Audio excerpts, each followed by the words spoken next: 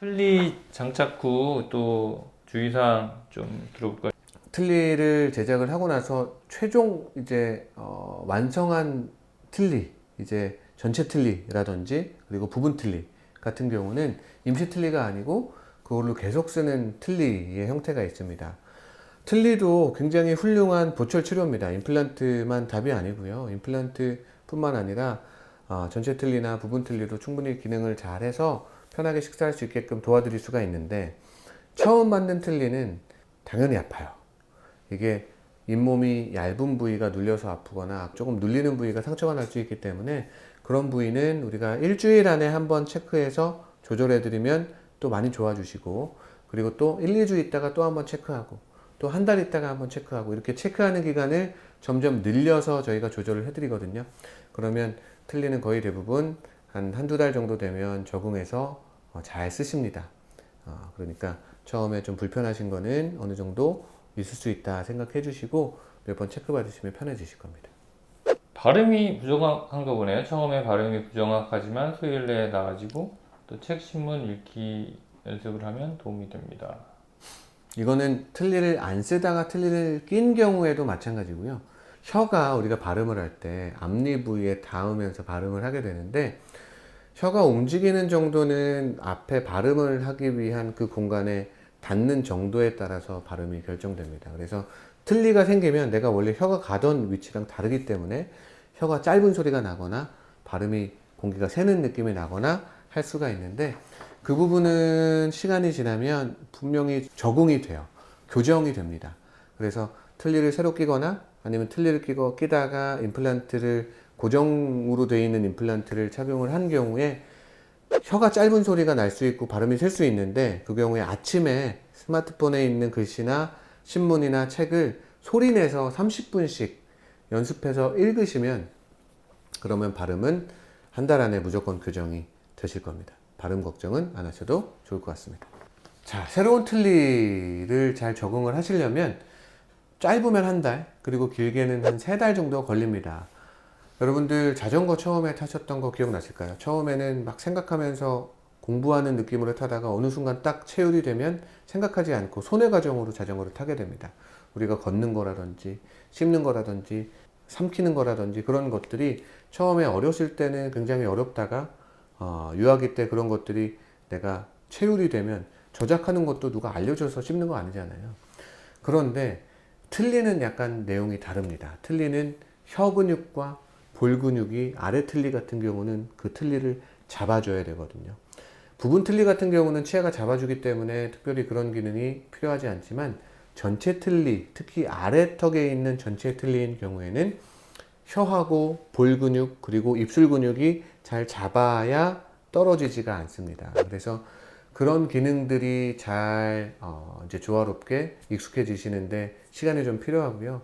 그리고 우리가 저작하고 흩어지는 음식물들을 옆에 있는 혀 근육, 구광저 근육, 그리고 옆에 볼 근육이 이제 음식물을 올리고 저작하는 그런 기능들도 처음에 익숙해지는데 좀 시간이 걸립니다. 그게 엇박자가 나면 처음에 막 혀를 씹고 피 철철 흘리면서 가끔 못 쉬고 그러거든요. 그래서 이거 부출물이 잘못된 거 아니냐, 테디가 잘못된 거 아니냐 이렇게 말씀하시는 경우가 간혹 있는데, 그런 경우는 처음에 이제 적응 기간에 발생하는 경우여서 저희가 잘 설명드리고 한 달에서 3달 정도면 그런 부분들이 다 해소가 됩니다. 그래서 천천히 처음에는 식사하시는 게 중요합니다. 처음에 걸음마를 떼야 되는 경우에 바로 우리가 뜀박질을 할 수가 없는 것처럼, 새로운 틀니가 들어간 경우에, 특히 아래 전체 틀니가 들어가는 경우에는 한 달 정도 또는 2, 3개월 정도는 천천히 식사하셔서 잘 혀 근육하고 볼 근육이 틀니를 잡는 그 느낌을, 여러분들 시간 지나면 무조건 적응되실 거니까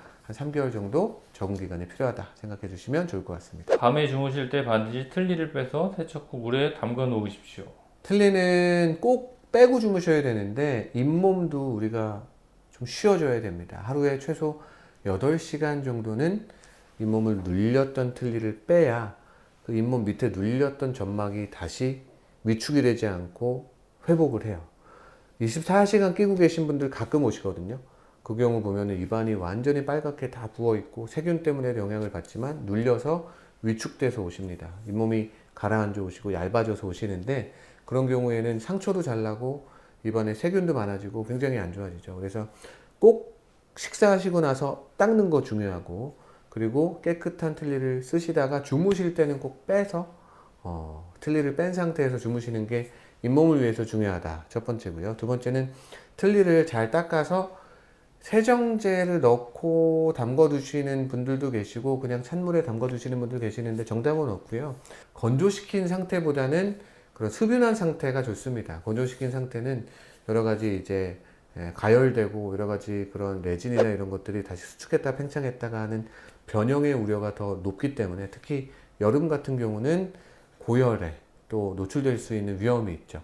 이제 찬 물이나 이런 용기에 담아서 보관해 주시는 게 좋을 것 같습니다. 틀니는 깨끗하게 유지해야 합니다. 하루에 적어도 2번을 입솔질이라고 하네요. 입솔질을 해줘야 하며 간식 섭취 후에도 물로 깨끗이 헹궈 주십시오. 치아가 부분적으로 남아있는 부분 틀니 같은 경우는 틀니를 빼서 남아있는 치아는 꼭 양치질을 잘 해주셔야 될 것 같고, 틀니는 의치 세정제로 닦아주셔야 됩니다. 우리가 치약을 닦던 걸로 그냥 닦으면 되겠지 하고 닦아주시면 레진이 다 닳아버려요. 왜냐하면 치약에는 마모제가 들어있거든요. 그래서 치약 말고 틀니를 닦는 세정제로 닦되, 의치 세정제가 없으면 자극이 적은 퐁퐁으로 닦으셔도 됩니다. 소위 설거지 하듯이 생각을 해주시면 되고요. 설거지 하듯이 잘 닦되 의치를 닦는 칫솔로 닦으셔도 되고, 다른 부드러운 수세미 같은 걸로 닦아주셔도 됩니다. 어쨌든 잘 닦아주시는 게 중요한 게, 현미경으로 들여다보면 레진이라고 불리는 그 부위에 구멍들이 엄청 많습니다. 그 구멍 안에 세균들이 있기 때문에 그 세균들을 줄이기 위해서 자주 잘 식사하시고 나서, 간식 드시고 나서 주무시기 전 잘 닦아주시는 거 중요합니다. 틀니를 떨어뜨리면 파손됩니다. 해정 시 바닥에 가깝게 대고 헹구셔요. 바닥에 대라는 건 떨어뜨리지 말라는 뜻이겠죠?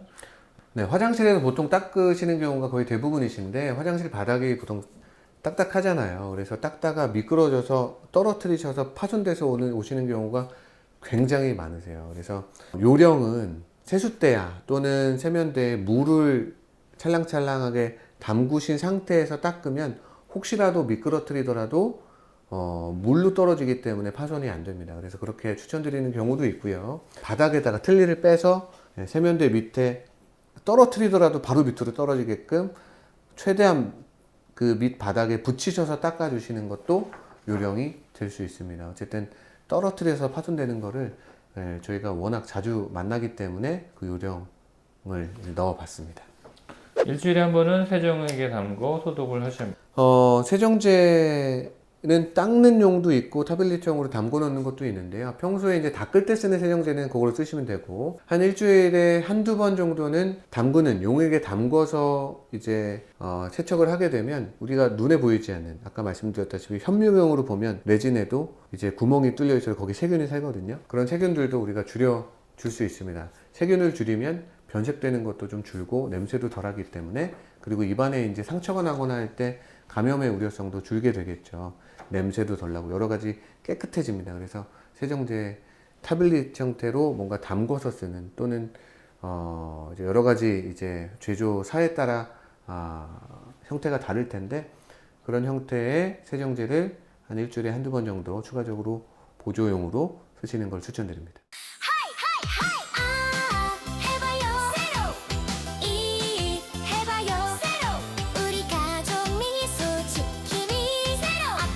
새로, 못 난이도 새로